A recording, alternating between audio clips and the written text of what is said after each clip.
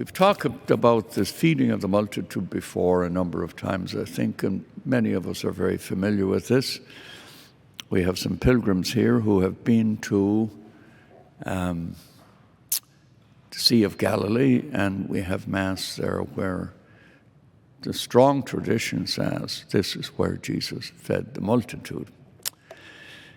We're reading from Gospel of Mark here today, and in Mark's Gospel there are two narratives about feeding a multitude.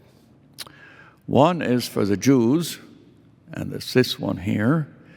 They pick up 12 baskets, symbolic of the 12 tribes of Israel. The second feeding is a feeding of the Gentiles, and it happens a long way away from where the first one happens. It happens in pagan territory, a place called Kursi, near Syria. And there they pick up 12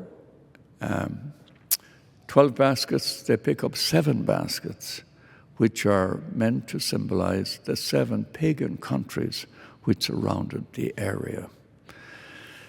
The numbers are really not very important here, and they shouldn't give us too much attention and ask of us too much attention.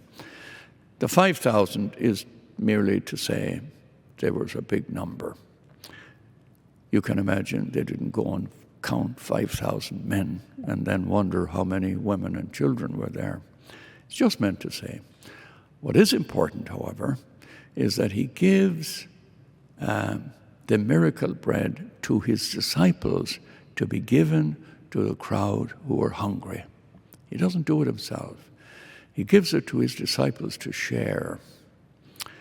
The second thing is that they don't ask to be fed. Jesus sees their hunger, and he responds to them without discrimination or without judgment.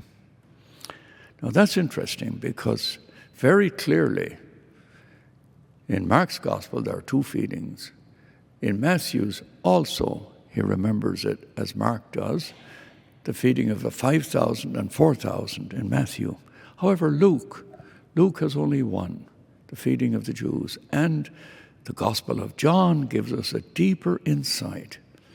John chapter 6 is very long, and after he has spoken about feeding the multitude, he goes on to explain the Eucharist.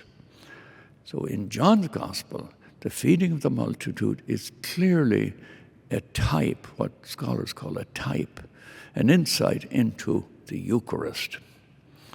So now you will notice that Jesus feeds people because they're hungry, not because they qualify, not because they are deserving, or not because they're in some condition where there's a purity condition in them. He feeds them because they're hungry. Now, Pope Francis, speaking about the Eucharist, reminds us it's not a prize for the perfect. It's food for the journey of life.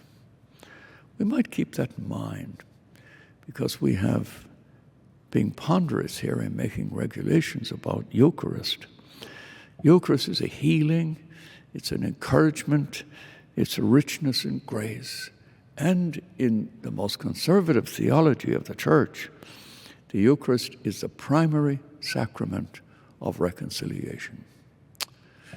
Now, over the years here, I've had many people come and talk to me and mention that they were first visiting Holy Family, came to the 9:30 Mass, Mass that I usually celebrate, and when they came to the Our Father and everybody joined hands, they felt they belonged. They were hungry, and so they felt such a belonging that they came to the Eucharist for the first time.